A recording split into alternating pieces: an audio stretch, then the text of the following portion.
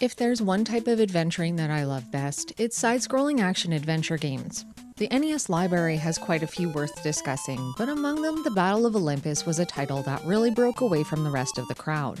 I first learned about it on my perpetual quest to find more experiences like Faxanadu, and it conveniently embodied everything that I love about the genre.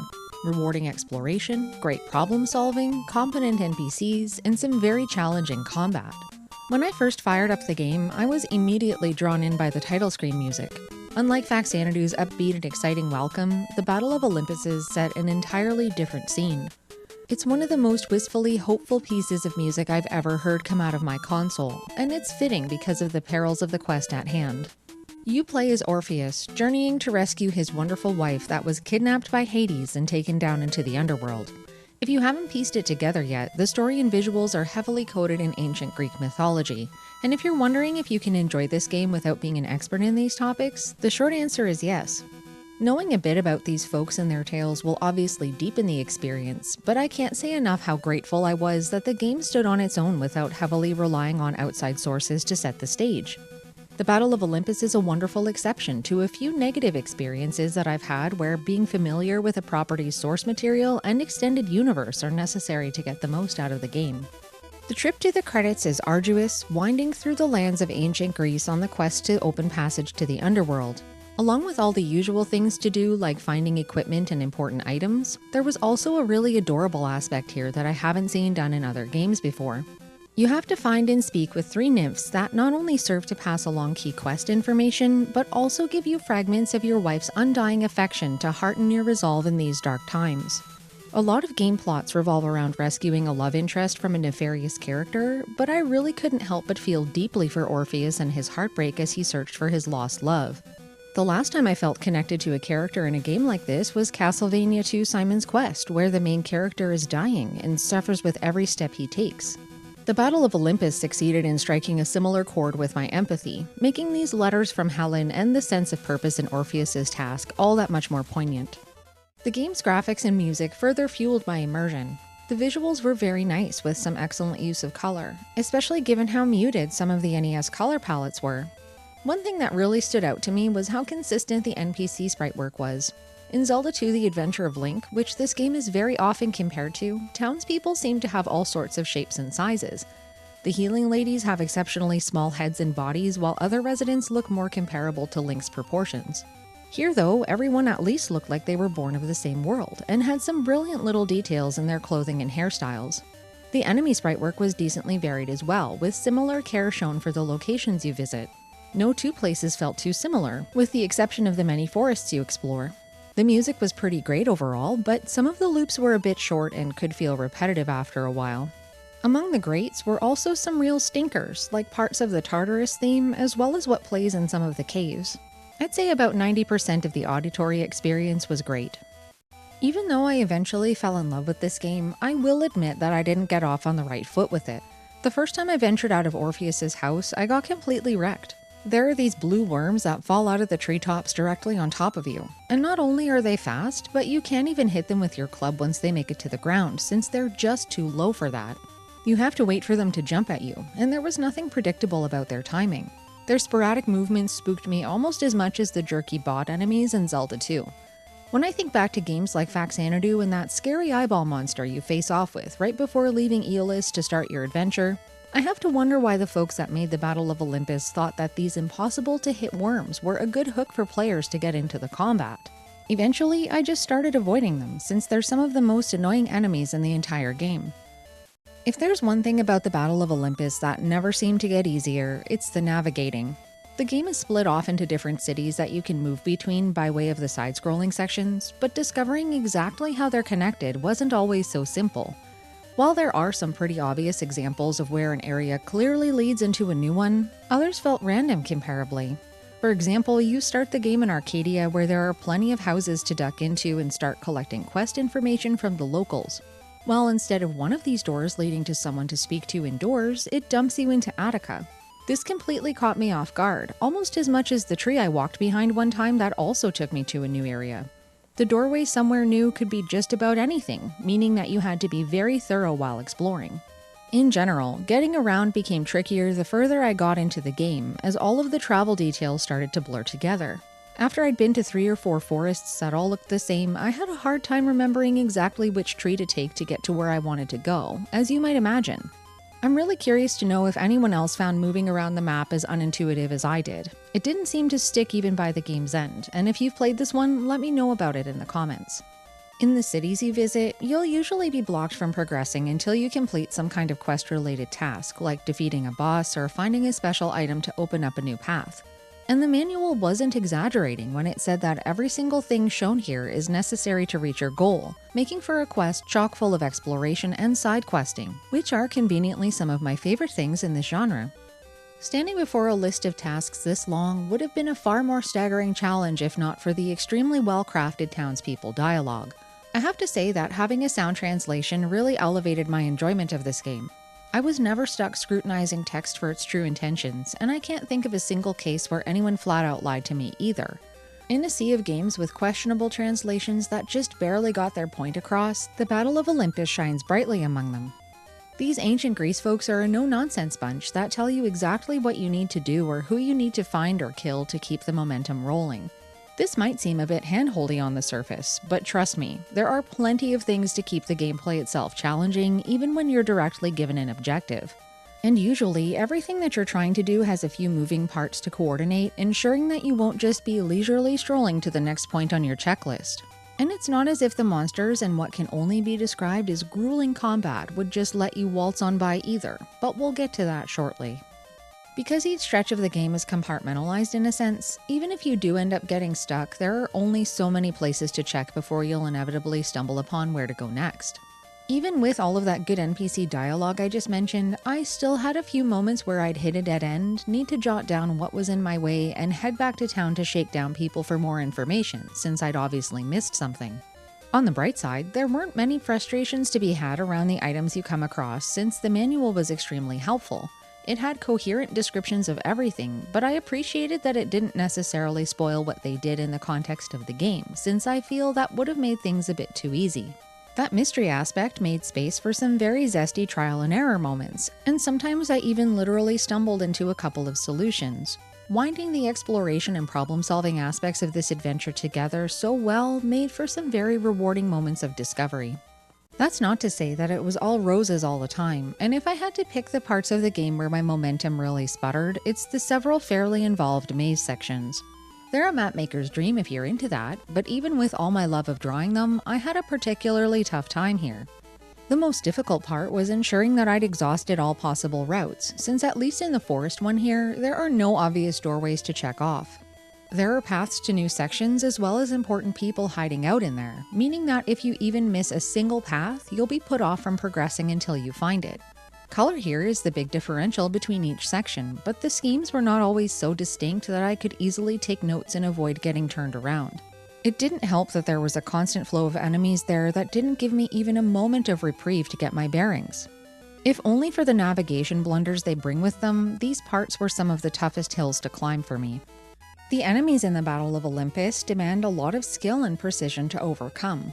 No two act quite alike, with every new encounter bringing along a surprise or two with new strategies to sort out. Sure, there were the usual suspects that just run directly into your flailing weapon, but other encounters were way more dynamic in nature, requiring some quick thinking to effectively counter.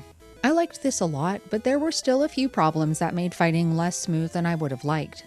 The hit detection wasn't always great, and while this was largely mitigated once I got my hands on a distance attack, close-range fighting often left me vulnerable when my timing was even a little bit off. Swinging too late usually let monsters get a little too close, meaning that I was the one taking on damage instead of them. Some of the monster patterns felt a bit too wily to get a handle on as well, and if there was more than one monster on screen, things could quickly transform into a terrible game of ping pong where I was the ball. While you do have invincibility frames to work with, there are not nearly enough of them to matter when you're getting swarmed by what I'd consider some pretty smart enemy AI. Even with these problems though, I did find the combat extremely satisfying once I got a handle on a new encounter type, but I don't feel like I was ever able to truly master it. In the beginning of the game, along with the blue worms I mentioned earlier, I absolutely despised these little purple Ewok jerks and their spears. They sit tight and wait you out until you get too close to them, and then they attack and run away before you can ever get revenge. I spent a lot of time inching my way towards them to learn what their trigger distance was to no avail, but even all of the uncertainty and frustration that they brought paled in comparison to the very worst offenders of all, the bats. Of all video game bats I've thrown down with, and there are a lot by this point, these are undoubtedly the worst. They're small, they're fast, and they seem to have several patterns that they can move in with no tell whatsoever, making them nearly impossible to react to. Really, your character can only attack while standing, ducking, or jumping, and none of these variations were usually good enough for bat retaliation efforts. You might be wondering if it's worth just running past them since they're so tough to deal with, but if you don't destroy them, they'll stalk you, and can team up with others to attack you in tandem. By the end of the game, the bats were still shoving me around just as much as they were in the beginning. In terms of platforming here, the majority of it felt great. I'll get onto the bat in a moment, but apart from the knockback issue, the character control here feels very smooth. You move quickly, the jumping and attacking is very measured and responsive, and even though there are a couple of tricky jumps to make here and there, I don't have any serious complaints about the core aspects of character movement or many of the areas that you travel through. A very small gripe is the unpredictable nature of the ceiling walking mechanic. After you pick up the Hermes sandals, if there's something above you, like a tree canopy or a ceiling, you can defy gravity and walk up there instead of on the ground. I found this rarely worked when I wanted it to and spontaneously engaged when I didn't, resulting in a couple of deaths that I would have preferred to avoid. I did appreciate the higher jump that the sandals came with, but I could have done without all of the mishaps that came about from accidentally activating anti-gravity when I didn't intend to. Now, among the greatness that is most of this adventure, there was one absolutely horrendous section that very likely would have made me snap a controller in two if I were a grumpier person. The knockback I mentioned earlier is not only frustrating in the context of losing health, but Laconia here is laden with instant death pits that are wide open and waiting for their next victims. You have to precariously platform your way from island to island and also ascend a few screens while being bombarded by one of the meanest sky and land enemy combos in this entire game. These giant birds are constantly spawning and not only have weird swooping patterns, but also drop rocks from above. And without fail, they always seem to connect at the worst possible time, sending me down to Doomsville. Even more obnoxious were these speedy, twitchy monkeys that lunge themselves at you. You can try to run from them, but they will follow you. Honestly, if you don't manage to kill them right away, you might as well just jump in the nearest pit to save them the trouble of shoving you in themselves, because they won't stop until you're dead. It was the catchy music and my enjoyment of the game up to this point that kept my morale high here, but this section definitely felt like the game's one huge difficulty spike that has the potential to drive even some of the most seasoned gamers to rage quit. I lost count of how many runs I almost made it, but then didn't. If it wasn't a boulder to the skull, it was being bested by an aggressive monkey over and over again. If you can make it through Laconia, the rest of the game feels just as good as what comes before it. While we're on the topic of dying a lot, the Battle of Olympus does have a password system so that you can pick up your last play session right where you left off. Many people might scoff at how long and complex these are, but what's great about them is that they save every single aspect of your personal playthrough of the game, down to what you've collected so far, your location, and even how many olives and other currency items you had when you ended last. You can get a password from the gods you meet in your travels, and these places also act as checkpoints. As long as you set foot inside of one of these temples, when you come back after death, you'll start up from the most recent one that you visited. Now, the one major complaint I hear a lot from people has to do with the notorious olive grind. Olives are your currency, and there are a few instances where you'll need a lot of them to buy something necessary to advance the plot. What people might not know is that you don't have to work so hard to achieve these high prices if you play your cards right.